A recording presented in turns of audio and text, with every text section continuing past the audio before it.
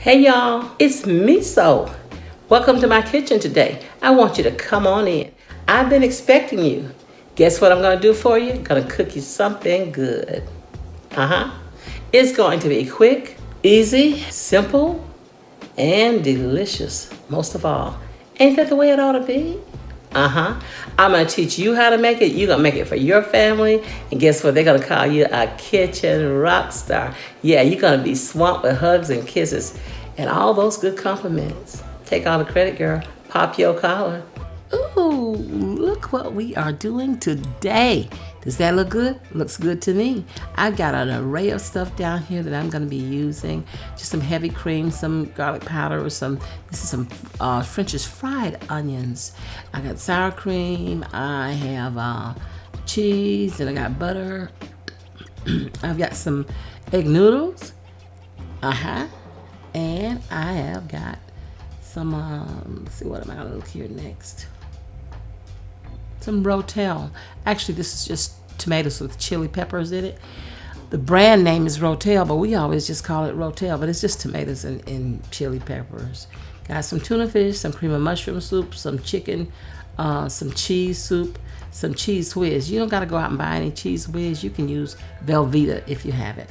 So I have some water here already cranked up and boiling, and I just put my noodles into this water. I'm going to let them boil until they get tender, just, you've heard many times, al dente.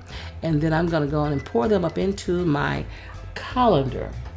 Let all that water drain through it. I'm getting them back in this bowl while they're still hot, because I want them to be able to melt these ingredients. Like I'm putting in this butter now. I want these hot noodles to begin to melt everything that I'm putting in here. I'm just going to kind of cover them so that it can work on the melting. I'm putting my cheese in here, which is my Parmesan. I'm getting my sour cream in here. And I'm getting my cheese whiz. Like I said, if you don't have cheese whiz, which you probably won't, I just happen to have this, you can use Velveeta in this instead. I have cheddar cheese soup, so I'm going to go ahead and use that. And then I have here a couple of cups of shredded cheddar cheese. It's a Mexican blend. And this is still, you see the steam coming off of this. This is still hot. And I am just working it to get everything sort of turned under. I'm going to go ahead and start draining my tuna fish. I got like 5 5-ounce cans. They're very small. So I'm putting them in the colander to drain all that liquid off. I am putting in my cream of mushroom soup. I'm putting in 2 cans here so far. And I'm putting in that Rotel that we saw, the tomato and chili peppers. I've got here a cup of fried French's onions. Getting that in. Complete seasoning. I don't know why every time you see the French's onion, you usually see it being made in that green bean casserole. I'm gonna make that one day. I'm gonna put my own twist on that recipe. See if I can't make it good. I really don't like that green bean casserole. So I'm getting the seasonings in here. Mixing it. Those cheeses are melting. It's really soft. It's getting really creamy because I got all the cream soups in here and the cheese. Now I'm going to put my whipping cream in here. I'm going to add that. I want you to pay attention to the consistency of how we want this. We want it to be nice and smooth and not juicy, sloppy wet, but just creamy wet.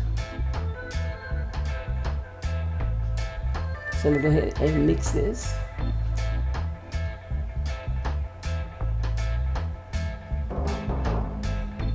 All right, now that tuna has drained, I've got all the water off the tuna. Some of these had water, some of them were packed in oil.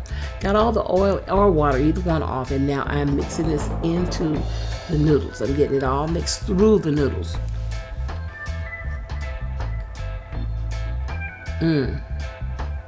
This is a simple dish. It feeds like a hearty dish. It's a hearty meal, but it's very simple. It's like tuna and noodles, guys. It makes a nice tuna casserole. I decided that glass dish was too small after I really took a look at how much I have. So I had to get me an aluminum pan, honey, and get this stuff in it. I sprayed the pan, and I'm gonna go ahead and Get all this inside the pan. And I'm just going to kind of work it around to make it look nice in the pan. Because we can have some toppings to put on it, you remember. So we want it to look good. So I have here a mixture of not graham crackers, my goodness, no. I have a mixture of Ritz crackers, a little bit of the fried onions, and some of the cheese, and some parsley flakes. And I just mixed all that together with some butter. And you see what I'm doing here. Just kind of breaking up these Ritz crackers and getting it all there. Just kind of mix it up well together with that butter. And then that's going to go on top of this beautiful tuna casserole. Put my parsley in here. Like I said, butter, parsley, Ritz crackers, cheese. So I'm going to go ahead and get this on the top, mainly on the top, and just spread it out to the sides if I can.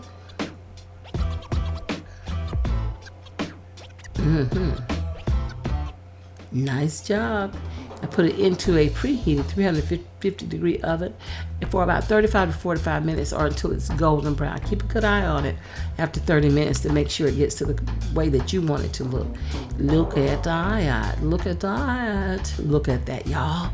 It looks so good, so crispy. That topping is so crispy and so delicious. And you see how creamy that it is. It has come together to make one big pan of deliciousness.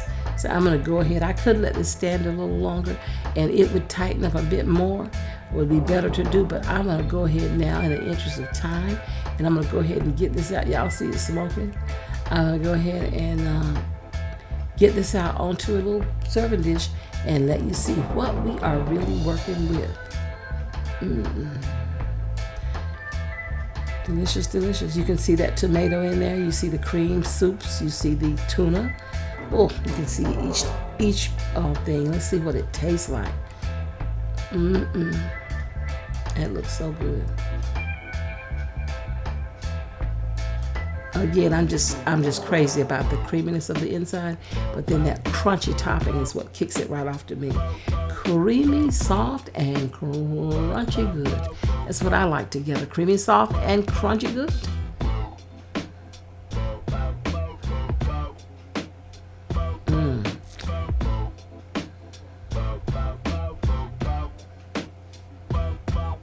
See, it's so hot.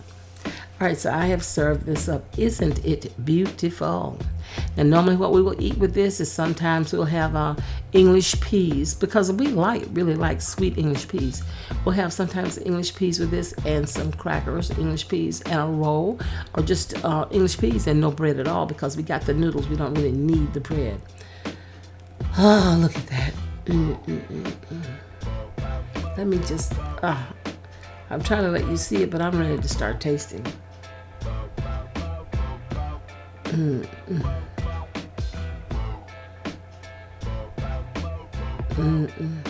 So good. All right, come on now. Whew, it's hot. This is hot. Hot. Smells so good, looks so good. I can't wait. Just blowing it a little bit, and I'm gonna eat this. Yes, I am.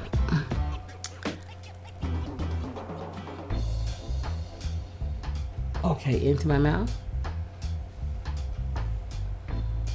Ooh, delicious. Really good. But so hot.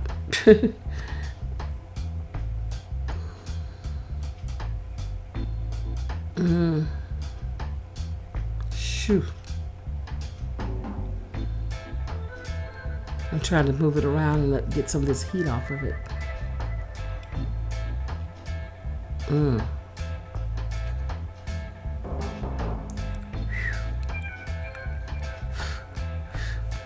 Oh my goodness. Delicious, y'all. Y'all see how creamy this is? So good. It's easy to make.